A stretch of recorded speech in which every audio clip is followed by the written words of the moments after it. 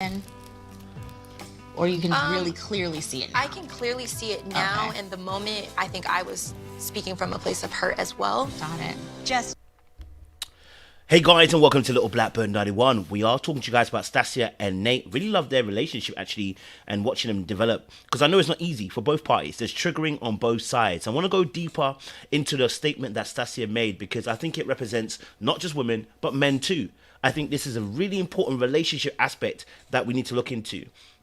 When you're in pain, you can ignore the pain of others. When you feel hurt, you can actually do the hurting. Because you're thinking about you in that particular moment, that you begin to miss the most obvious things. She actually explains in that particular clip on After Party that, you know what, at the time she couldn't really see his pain, because what she was seeing was that she was in pain, which is understandable.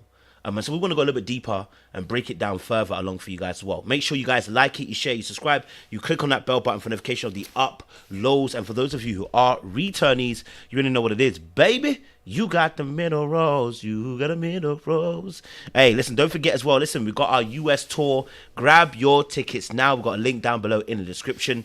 Grab your tickets now. We want you guys to come along this tour with us. It's a live panel show, 3 different cities: New York, DC, Atlanta. The Atlanta and New York tickets are already out. Jump aboard, guys. We want you guys to be involved. If you grab your VIP tickets as well, listen, you get a free coaching session with myself anytime next year. You also get to contribute towards some of the questions that are going to be on the live panel. You'll meet us as well after the show. You get to take photos, have conversations, and then be a part of the after party conversation. Baby, you don't want to miss that.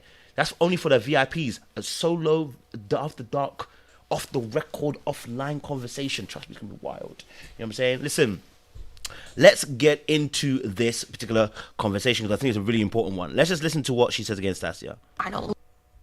Were you able to see that then? Or you can really clearly see it now? I can clearly see it now, Okay. and the moment I think I was speaking from a place of hurt as well. Got it. Justin. And again, I love this because Stacio's been very open and honest about how she was seeing things at the time. She couldn't see his pain. Now, a lot of times, well, as guys, sometimes we try to express ourselves, but it's not always the best form of communication about how we feel. But I think Nate did a very good job in the therapist session, and I'll play a clip and you'll see it, of trying to explain how he felt, so that, you know, so you would understand that, look, I am trying, I am putting my best foot forward, I am trying to show you that I want to bring change to you. But she couldn't really see that because of her own pain of not being more than a 4 out of 10.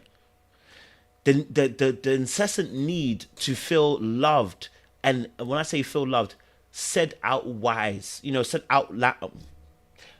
outwardly, you know, verbalized, made her blind to now some of his actual trying that he was doing.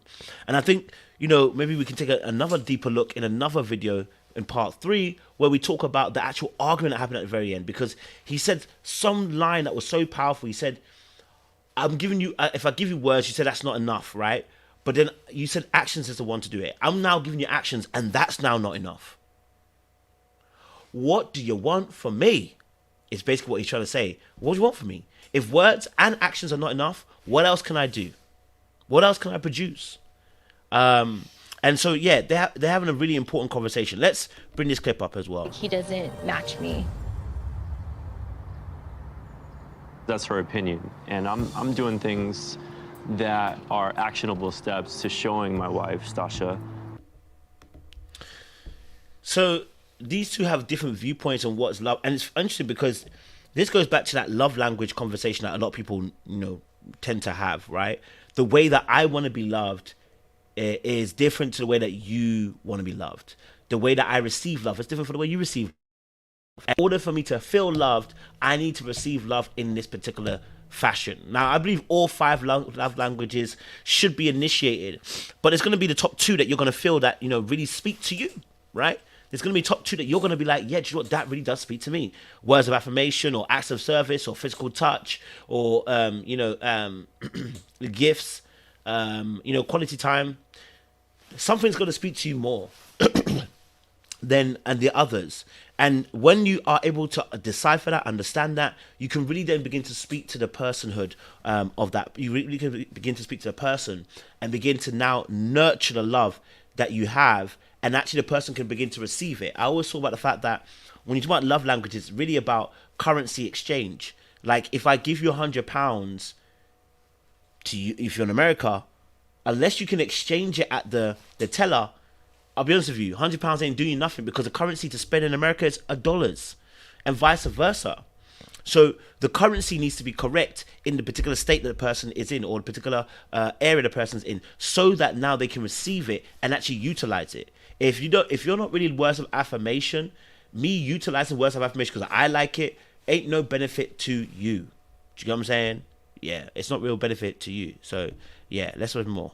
That I'm trying, and I'm, getting deeper.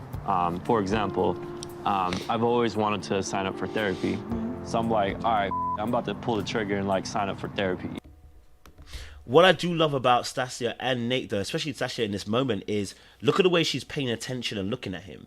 It's not in a rude way. It's not disrespectful. It's not disloyal. It's not rolling her eyes. It's not anything of attitude. In that moment, you can tell that she's trying to listen and actually hear what he's got to say. That, for me, is a respectful manner of the way that she's going about this. And I really respect that. I think that goes a long way in your relationship. The fact that she's willing to, look up, pay attention, listen to him. This is good body language for somebody who's listening. She's not distant. She's not disassociated. She's not, interrupting him. She's not trying to get her last word in like we saw with Alexis and Justin. She's not trying to upstage him, not trying to correct him in that moment. Just want to try and hear and understand where he's coming from, You know what I mean? And those are actionable steps that I want to show my wife that I'm truly into this, and I really want our relationship to grow. And so for that reason, simple and effective and well, as I said, he wants to put actionable steps to show his wife that, listen, this is what he's doing, which is interesting because they had a conversation in the kitchen about measuring love, measuring affection, basically in the sense of measuring how much they care for each other. There needs to be actionable steps, measuring steps, which is what she got onto him about in the kitchen. But now he's explaining that, listen, I'm also putting actionable steps to kind of show you that I am moving forward with this thing. Now, how much of these steps he's doing, when I say how many steps, the therapy part, the reason why I'm a little bit cautious about that for Nate is he did agree when they had a conversation originally. But because a friend also spoke to him and said to him, listen, if you're talking about therapy or talking about anything, you got to show her that these are the steps that I'm taking to go forward. I wonder if he's just saying that to shut her up. I'm not saying that he hasn't gone to therapy or he's not going to go to therapy, but I wonder if he used the exact same line the friend used. Because remember, the friend told him this, how to speak the language of Stacia. Is he just speaking the language or is he really meaning it? That's my question I'm asking right now. I'm not saying he's not doing that either. I'm just asking the question, is he doing it because he wants to shut her up, or is he genuinely doing it because he wants to show care and affection? Being a 4 out of 10 in terms of affection for me is confusing, and I think we need to take a deeper look as well into that as to the fear of Nate, because that's a fear. If you've gone saying you were not long ago saying in the bed, I am falling for you, and now we're at 4 out of 10. That's fear, because you've gone backwards, right? Now I'm sure that maybe Stacia's behavior might have made you feel some type of way, but to go from that to that, and then we're not really explain why we've gone backwards, I'm a little bit confused. A minute ago you were falling in love with me, now you're at 4 out of 10, and you haven't really explained it. Yeah, we need to go deeper into that. So make sure you like, share, subscribe. Let me know your thoughts down below. Listen, I want to say this. Look, pain can sometimes make you miss what other people are saying, and I love the fact that Stacia was able to see that in the review. I actually watched it back, and a lot of us need to have those tapes. We don't have, unfortunately, we don't have that reality in our lives. But sometimes you need to slow down and review the situations you've been in. Did you contribute more than you realized? Did you affect the relationship more than you realized? Did you say something, do something more than you should have done? And I love the fact that Stacia was able to look back and go, do you know what? I see his pain, and do you know what? I probably ignored his pain more than likely because I was in pain. And that's okay, because we can review that, change it, and move forward. If we can have more of those moments where we're self-reflective and self-analyzing of our own behavior, this saves us a lot in the long run. Like it, share, subscribe, click on that bell button for notification of the uploads. And for those of you who are returnees, you already know what it is, baby. You have got the minerals. We'll see you again very